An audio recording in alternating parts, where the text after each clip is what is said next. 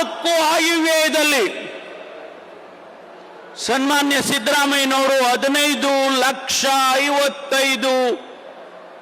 15 ಕೋಟಿ 55 ಲಕ್ಷ ಕೋಟಿಗಳನ್ನ ಆಯವ್ಯಯನ ಮಂಡನೆ ಮಾಡಿದ್ದಾರೆ. ಇಷ್ಟು ಹಣ ಈ ರಾಜ್ಯದ ಜನತೆಗೆ ಅಭಿವೃದ್ಧಿಗೆ ಖರ್ಚಾಗಿದೆ, ಸಾಮಾಜಿಕ ನ್ಯಾಯಕ್ಕೆ ಖರ್ಚಾಗಿದೆ, ಬಡವರಿಗೆ ಖರ್ಚಾಗಿದೆ. ಈ ಪ್ರಣಾಳಿಕೆಯಲ್ಲಿ ನಾವೇನು ಮಾತು ಕೊಟ್ಟಿದ್ದೇವೆ ಆ ಮಾತುಗಳನ್ನು ಈಡೇರಿಸೋದಕ್ಕೆ 4 ಆಯವ್ಯಯದಲ್ಲಿ ಹಣವನ್ನ ನಮ್ಮ ಸರ್ಕಾರ ಪ್ರತಿಯೊಂದು ಇಲಾಖೆಯಲ್ಲಿ ಖರ್ಚು ಮಾಡಿದೆ ಅಂತೇಳಿ ಈ ರಾಜ್ಯದ ಜನತೆಗೆ ತಿಳಿಸೋದಕ್ಕೆ ಬಯಸ್ತೇನೆ. ನಮ್ಮ ಆದ್ಯತೆ ಏನು? ಈ ಸರ್ಕಾರದ ಆದ್ಯತೆ ಏನು? ಬಡವರಿಗೆ ಕಾರ್ಯಕ್ರಮ ಕೊಡಬೇಕು, ರೈತರಿಗೆ ಕಾರ್ಯಕ್ರಮ ಕೊಡಬೇಕು, ಕಾರ್ಮಿಕರಿಗೆ ಕಾರ್ಯಕ್ರಮ ಕೊಡಬೇಕು, ಯಾರು ನೊಂದವರಿದ್ದಾರೆ, ಶೋಷಿತರಿದ್ದಾರೆ ಅವರಿಗೆ ಕಾರ್ಯಕ್ರಮ ಕೊಡಬೇಕು. ನಾವು ಇವತ್ತು ಪರಿಶಿಷ್ಟ ಜಾತಿ ಜನಾಂಗ, ಹಿಂದುಳಿದ ಜನಾಂಗ, ಅಲ್ಪಸಂಖ್ಯಾತರು ಇವರುಗಳಿಗೆ ಅನೇಕ ಕಾರ್ಯಕ್ರಮಗಳನ್ನು ಕೊಟ್ಟಿದ್ದಾರೆ. ನಾನು ವಿವರಣೆಯನ್ನ ಮಾಡೋದಕ್ಕೆ ಹೋಗೋದಿಲ್ಲ. ರೈತರಿಗೆ ಅನೇಕ ಕಾರ್ಯಕ್ರಮಗಳನ್ನು ಕೊಟ್ಟಿದ್ದೇವೆ, ನಾನು ವಿವರಣೆ ಮಾಡಕ್ಕೆ ಹೋಗೋದಿಲ್ಲ. ಯಾರು ಹಳ್ಳಿಯಲ್ಲಿದ್ದಾರೆ, ಬಡವರಿದ್ದಾರೆ, ಸ್ವಾಭಿಮಾನದಿಂದ ಬದುಕೋದಿಕ್ಕೆ ಅವರಿಗೆ ನಾವು 5 ಗ್ಯಾರಂಟಿಗಳನ್ನು ಕೊಡ್ತಕ್ಕಂಥ ಯೋಜನೆಯನ್ನು ತಂದಿದ್ದೇವೆ.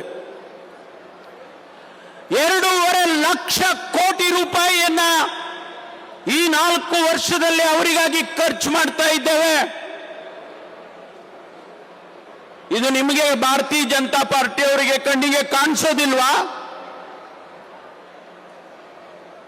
ಬಡವರ ಬಗ್ಗೆ ನಿಮಗೆ ಕಾರ್ಯಕ್ರಮವನ್ನ ಕೊಟ್ಟಿರ್ತಕ್ಕಂಥದ್ದು ನಿಮಗೆ ಕಾಣಿಸೋದಿಲ್ವಾ? ಅದಕ್ಕಾಗಿ ಇವತ್ತು ಯಾವ ಉದ್ದೇಶಕ್ಕೆ ನಾವು ಈ ಕಾರ್ಯಕ್ರಮ ಮಾಡಿದ್ದೇವೆ ಅಂತ ಹೇಳಿದ್ರೆ, ಆ ಕಾರ್ಯಕ್ರಮಗಳನ್ನ ಜನರಿಗೆ ತಿಳಿಸಬೇಕು.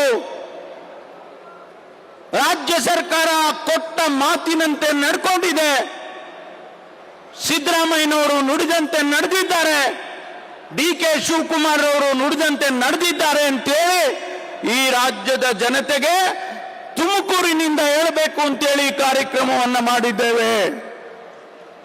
ನಿಜ, ನಿಮಗೆ ಸಹಿಸೋದಕ್ಕಾಗೋದಿಲ್ಲ.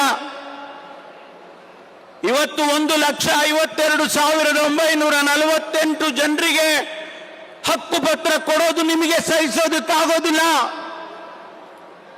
16 ವರ್ಷದಿಂದ ಅವರಿಗೆ ಯಾವುದೇ ಹಕ್ಕುಪತ್ರಗಳಿಲ್ಲ, ನನ್ನದು ಅನ್ನೋದಕ್ಕೆ ಯಾವುದೇ ಅವರಿಗೆ ಹಕ್ಕುಪತ್ರಗಳು ಇಲ್ಲ, ಕಾಗದ ಪತ್ರಗಳು ಇಲ್ಲ ಅಂದಾಗ ಅದನ್ನ ಇವತ್ತು ಮಾಡಿದ್ರೆ ಸ್ವಾಭಾವಿಕವಾಗಿ ನಿಮಗೆ ಸಹಿಸೋದಕ್ಕಾಗೋದಿಲ್ಲ. ಆದರೆ ಒಂದು ಮಾತನ್ನ ಹೇಳ್ತೇನೆ, ನಾವು ನಿಮಗೆ ಯಾರಿಗೂ ಸುಳ್ಳು ಹೇಳೋದಕ್ಕೆ ಬಂದಿಲ್ಲ, ನಾವು ಮೋಸ ಮಾಡೋದಕ್ಕೆ ಬಂದಿಲ್ಲ. ನಾವು ಈ ದೇಶದ ಆರ್ಥಿಕ ವ್ಯವಸ್ಥೆಯಲ್ಲಿ ಕರ್ನಾಟಕ ರಾಜ್ಯ ಮುಂಚೂಣಿಯಲ್ಲಿದೆ ಅಂತ ಹೇಳೋದಕ್ಕೆ ಬಂದಿದ್ದೇವೆ.